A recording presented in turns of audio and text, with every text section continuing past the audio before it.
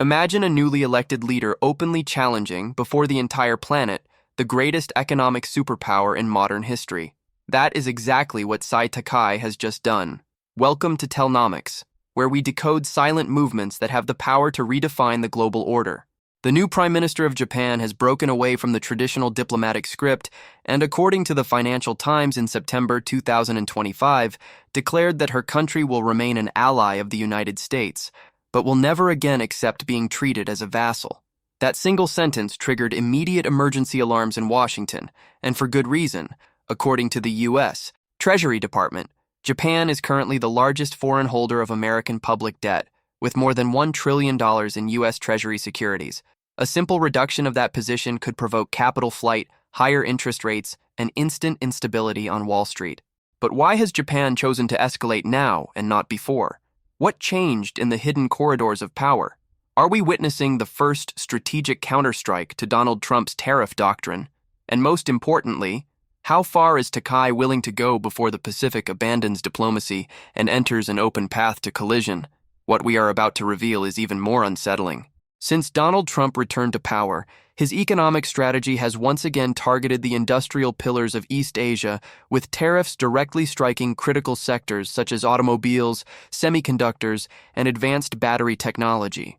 In February 2025, the Office of the United States Trade Representative confirmed that tariffs on Japanese products had been raised to as high as 35%, a move officially classified by Japan's Ministry of Finance as an attack on national security. And here lies the crucial point. This is no longer just about economics, but sovereignty. For millions of young Japanese, this confrontation revives decades of historical resentment. A nation that became a technological powerhouse, yet lived under the shadow of decisions imposed by Washington ever since the 1985 Plaza Accord. How can a country that built the third largest economy on Earth still be expected to ask for permission before acting? And what if, this time, the answer is no? According to reporting from Nikkei, the Takai administration is already studying a retaliation package that includes restricting exports of cutting-edge chips and gradually reducing its exposure to the US dollar. Before you assume this is unthinkable, ask yourself, what happens when a silent power decides it no longer wishes to remain silent? If you want to understand the next move, subscribe now to Tellnomics and stay alert, because the shift begins in the next few minutes. What almost no one has noticed is that Japan's counterstrike has already begun, and it will not start with weapons, but through the architecture of the global financial system. According to Bloomberg, the Ministry of Finance in Tokyo has created a special task force to initiate the gradual de-dollarization of strategic transactions, prioritizing deals with India, China, and Southeast Asian nations using the yen as the reference currency. This is not merely trade. It is geopolitical engineering. If even 5% of Asian commerce were to move outside the dollar, as estimated by HSBC Asia, the immediate effect would be a drop in global demand for the U.S. currency and a rise in the cost of American debt, precisely at a moment when the U.S. federal deficit has surpassed $34 trillion, according to official data from August 2025. The question is no longer whether Japan can destabilize markets, but whether it will do so by calculation or by provocation. And there is an even more delicate factor. Tokyo is consolidating a strategic triangle with South Korea and Australia, creating an economic axis that could operate beyond Washington's direct influence. Is this the birth of a new independent Asian bloc, or merely a negotiation tactic to force Donald Trump's hand? The first signal emerges in the next move, and it will not be predictable. Prepare yourself, because this is where the tension leaves the diplomatic backstage and enters the realm of strategic deterrence. Sources from the East Policy Review reveal that the Japanese parliament intends to vote before the end of this year on a national production incentive bill for semiconductors and batteries, explicitly designed to reduce reliance on American companies such as Intel and Tesla. And this move is not isolated.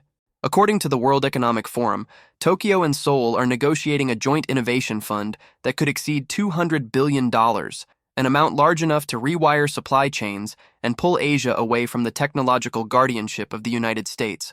Sai Takai's doctrine is not defensive, it is surgically offensive. It does not declare war, it rewrites the rules in silence. With each decision, she sends a message. Japan will no longer act as a pawn, but as a player. The question is Is the United States prepared to face a Japan that does not ask for permission, but demands respect? And more, is the world ready to watch the Pacific cease to be a chessboard and become an arena? Inevitably, the escalation leaves the financial arena and enters the ideological one, and that is where everything becomes irreversible. The confrontation between Tsai Takai and Donald Trump is not merely economic. It is a battle of national identities broadcast live to the world. The Japanese press is already describing this moment as the end of the era of strategic submission. Surveys from NHK show that more than 60% of young Japanese support reducing dependence on the United States, even if it entails greater geopolitical risk. For the first time since 1985, Japanese lawmakers are openly advocating for a review of the American military presence on Japanese soil, a subject that has long been treated as untouchable. And the signals go even further. State television has begun promoting the term New Economic Nationalism, emphasizing the idea of sovereign industrial reconstruction, while elite universities are receiving incentives to train engineers focused on technological autonomy, not integration into the American supply chain. At this very moment, the Tokyo-Seoul-Canberra axis is being structured not as a defense alliance, but as a diplomatic infrastructure capable of reducing the centrality of the dollar. Yet the question no one dares to ask is the most important. What if the next great rupture in the global order does not come from China or Russia, but from Japan, the country long considered too stable to trigger an earthquake? And this is where the element appears that makes this confrontation truly unpredictable. Tsai Takai is not simply reacting to Donald Trump's tariffs. She is redesigning the moral and strategic architecture of Japan's position in the world. In a speech leaked by the Asahi Shimbun, Takai declared that power is not a threat, power is dignity, a phrase that went viral among Japanese youth and is already being treated as a new national manifesto. According to Moody's Analytics, if Japan reduces its holdings of U.S. Treasury bonds by just 10%, South Korea, Taiwan, and even European investors could follow the same path, triggering a domino effect capable of putting the greatest pressure on the dollar since the 1971 currency crisis. What happens when the most disciplined financial power on Earth decides it will no longer act as mediator, but as protagonist? This is no exaggeration. The yen appreciated more in the last 2 weeks than in the entire previous year, and dollar-yen volatility has reached levels unseen since 2015, according to Bloomberg. The board is set, and the question now is not whether there will be confrontation, but who will blink first. What we are witnessing is not a crisis. It is a live restructuring of the global hierarchy. Donald Trump believes that tariffs can bend any ally through economic pressure. Tsai Takai, for the first time in 40 years, responds not with diplomatic submission, but with financial deterrence. And that is the difference that changes everything. If Japan truly begins a gradual sell-off of U.S. Treasuries or consolidates a yen-based payment system with South Korea, India, and Southeast Asia, we may witness the first geopolitical rupture in history triggered not by tanks, but by liquidity. According to the Peterson Institute for International Economics, a coordinated reduction of only 5% in global demand for the dollar would already be enough to push U.S. public debt costs to historically unsustainable levels. History may indeed be repeating 1985, but in reverse. No longer is Japan being compressed by the Plaza Accord. This time, it is Tokyo rewriting the rules. This is only the beginning of an era in which loyalty will have a price, and respect a condition. If you want to follow geopolitical turning points with strategic foresight and anticipation, subscribe to Tellnomics, leave your comment, and stay with us. Thank you for watching, and prepare yourself because much more is coming.